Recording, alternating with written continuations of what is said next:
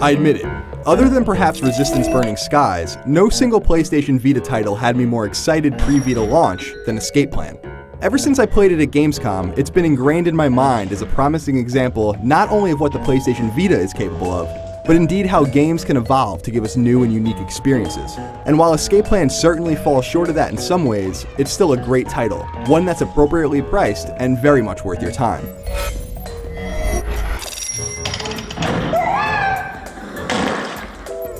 The first thing you'll no doubt notice about Escape Plan is how it looks. The game is absolutely stunning, and it's all portrayed in crisp, black and white graphics. The game's two characters, the short and slender Lil and the tall and portly Large, animate well, and their cartoony portrayal is truly endearing.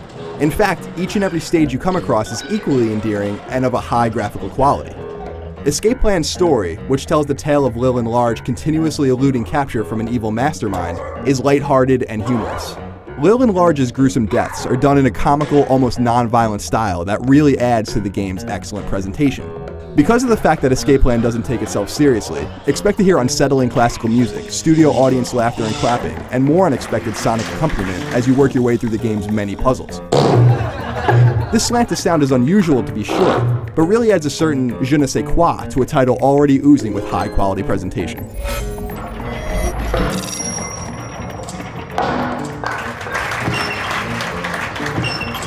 For as much as Escape Plan's graphics, sound, and story add to this downloadable experience, the gameplay is what truly makes it shine.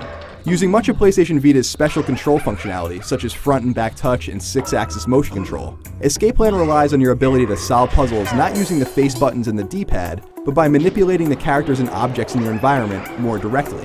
As Lil and Large escape from increasingly complicated puzzles, your ability to solve said puzzles will be put to the test more and more.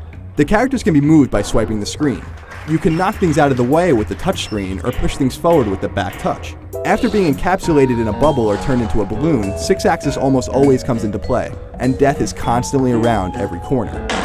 But death in Escape Plan is instructive.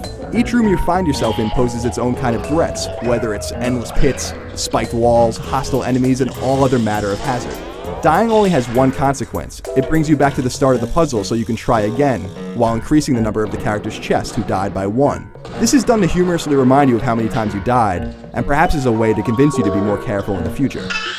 Unfortunately, Escape Plan does tote some confusing and outright poor design choices that keep it from reaching the heights of the outright amazing game. For a title that so carefully counts your every move in the form of gestures, controls can be finicky. Accidentally touching the back touchscreen, for instance, will run your gesture count up, minimizing your high score represented from 1 to 3 stars. Likewise, some controls don't always respond consistently. Distracting an enemy by tapping the back touchscreen only works sometimes, and sometimes Lil and Large don't respond when swiped or otherwise activated with the front touchscreen.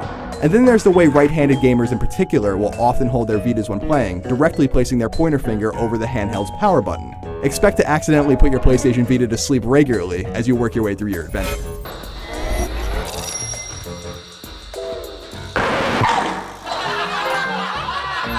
There are gripes to be had with Escape Plan, but it's still an extremely strong experience well worth its $15 price point on PlayStation Network. Its puzzles get more complicated and will demand some time, and there are collectibles to find and PSN trophies to earn.